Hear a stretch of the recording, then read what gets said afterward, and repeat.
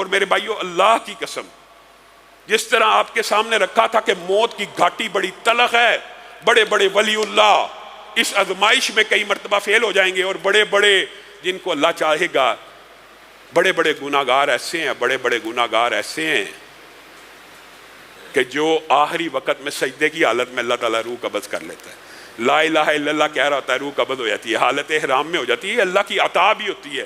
لیکن کچھ نہ کچھ ایسے اعمال ضرور ہوتے ہیں کہ خاتمہ بالخیر ہوتا ہے، اور کئی مرتبہ بڑے بڑے ہم نے اپنی خود کانوں سے کچھ عظیم نیک لوگ جن کو ہم سمجھا کرتے تھے ان کے بارے میں عجیب و غریب واقعات سنے کہ آخری وقت میں ایک بندہ خانہ کعبہ میں دعا کر رہا تھا، خانہ کعبہ میں، اللہ میرا خاتمہ بالخیر فرما، خاتمہ بالخیر فرما، خاتمہ حاجی یونس صاحب تھے ابتسام بھائی کے جو سسر ہیں، وہ پاس کھڑے تھے، انہوں نے کہا کیوں یہ دعا کرتا ہے؟ کہا میرا بھائی ولی اللہ تھا، پوری زندگی عبادت کرتا رہا، پوری زندگی عبادت کرتا رہا، تہجد گزار تھا، آخری موت کے لمحات میں تکلیف کی شدت اس قدر بڑھ گئی، ہم اس کو کہتے تھے قرآن پڑھ، کلمہ پڑھ، سورہ یاسین پڑھ، انکار کرتا کرتا جس دن فوت ہونا تھا کہتا ہے یہ کتاب پڑھوں، سن لو گواہ رہو میں اس کتاب کا انکار کرتا ہوں، انا للہ و انا الیہ راجعون۔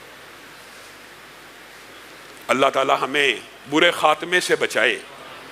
یہ وہ لمحات ہیں جو خوف اور عبرت والے ہیں، جس طرح موت کی گھاٹی بڑے بڑے اولیاء اللہ کے لیے امتحان بن جائے گی، اسی طرح اللہ کی قسم قبر کا جو پہلا منظر ہے اور قبر میں داخلے کی جو شدت ہے اور قبر میں داخلے کا جو خوف اور وحشت ہے، وہ بھی بڑے بڑے اولیاء اللہ کے قدموں کو ڈگمگا دے گا انشاءاللہ، لیکن بچ جائیں گے۔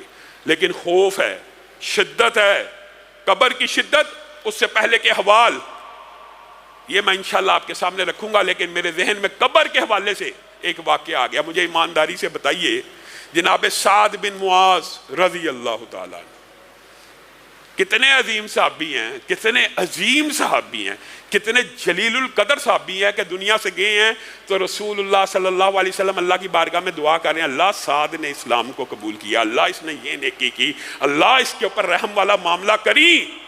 پھر جب جنازے کو اٹھایا گیا، جنازہ ہلکا پھلکا، رسول اللہ صلی اللہ علیہ وسلم نے کہا تمہیں پتہ یہ ہلکا کیوں ہے؟ اس کے جنازے کو فرشتوں نے کندھا دیا ہوا ہے۔ پھر کیا کہا؟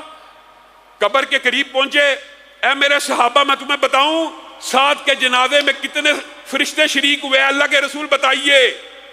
70,000 فرشتوں کو آسمان سے اتارا گیا ہے جو سعد کے جنازے میں شریک ہوئے ہیں۔ اے میرے صحابہ تمہیں ایک اور بات بتلاؤں؟ جی بتائیے۔ اللہ تعالیٰ نے سعد کے اوپر رحمتوں کا بہت بڑا دروازہ کھول دیا ہے، اور میں تمہیں یہ خبر دوں کہ جس وقت سعد کی روح کو قبض کیا جا رہا تھا، اللہ رب العزت کا عرش بھی ہلنا شروع ہو گیا تھا۔ کس لیے؟ اللہ کو یاد کرانے کے لیے۔ اللہ تیرا ایک عظیم بندہ، ایک عظیم بندے کی روح آ رہی ہے۔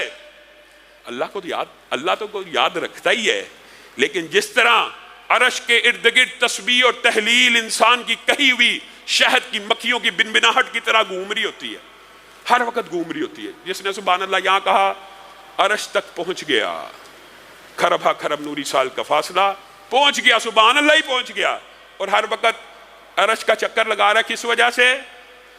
تاکہ اللہ رب العزت کو یاد کراتا رہے کہ فلاں ابن فلاں نے اتنے بج کے اتنے منٹ پر سبحان اللہ کہا تھا، اللہ اس کے اوپر رحم کر دے۔ اور عرش سعد کی وفات کے اوپر ہل گیا، اور ابو سعید خدری کہتے ہیں کہ جس وقت اتنی بشارتوں کے بعد میں قبر کو کھودنے لگا تو سعد کی قبر میں سے ایسی خوشبو آئی، میں نے رسول اللہ صلی اللہ علیہ وسلم کو بیان کیا تو رسول اللہ صلی اللہ علیہ وسلم مسکرانے لگے، خوش ہو گئے۔ یہ سعد بن معاذ، ایک سسٹم یہ ہے فضائل کا، مناقب کا، اور ایک سسٹم اللہ کی آٹومیشن سسٹم کا بھی ہے۔ اس سعد بن معاذ کو جب قبر میں اتارا گیا، رسول اللہ صلی اللہ علیہ وسلم کا چہرہ متغیر ہو گیا۔ رسول اللہ صلی اللہ علیہ وسلم سبحان اللہ کہنے لگے، اللہ اکبر کہنے لگے، تسبیحات اور تحلیلات کہنے لگے، پڑھنے لگے، تیز تیز بولنے لگے۔ صحابہ بھی حیران رہ گئے، یہ کیا معاملہ ہوا، یہ کیا وجہ ہوئی؟ رسول اللہ صلی اللہ علیہ وسلم جنہوں نے اس کے اتنے فضائل بیان کیے، یہاں پہ صحابہ کو مخاطب ہو کے کہا پتہ کیا ہوا تھا؟ کہا کیا ہوا تھا؟ کہا سعد کو بھی جب قبر میں اتارا گیا تو زمین کو اللہ تعالیٰ نے گویا ہر میت کے استقبال کے لیے ایک آٹومیشن سسٹم دیا ہوا ہے کہ جب بھی کوئی میت اترے گی تو نے اس کو جکڑ لینا اور دبوچ لینا ہے اور پھر اس کے اعمال کے مطابق اس کے ساتھ معاملہ کرنا ہے۔ رسول اللہ صلی اللہ علیہ وسلم نے کہا میں نے زمین کو دیکھا، اس نے ساتھ کے جسم کو بھی دبوچ لیا، میرے پہ گھبراہٹ طاری ہو گئی، میں اللہ کی تسبیح بیان کرنے لگا، اللہ کی تکبیرات بیان کرنے لگا اور دعا کرنے لگا۔ پھر میری دعا کی وجہ سے اور صحابیت کی وجہ سے سعد کے لیے قبر کشادہ ہو گئی۔ اور لوگوں، اگر قبر سعد کو بھی دبوچے گی تو دنیا کا کون ایسا بندہ ہے جو غافل ہے؟ اس کو نہیں دبوچا جائے گا۔ ایک دفعہ قریب آئے گی، تیرے اعمال کے مطابق تیرے ساتھ سلوک کرے گی۔ انکار کرنے والے انکار کرتے رہیں، ہمیں رسول اللہ صلی اللہ علیہ وسلم کی حدیث کے اوپر اسی طرح ایمان ہے جس طرح اس قرآن پاک کے اوپر ایمان اور یقین ہے، کیونکہ یہ قرآن پاک بھی رسول اللہ صلی اللہ علیہ وسلم کے ذریعے سے ہم تک پہنچا ہے۔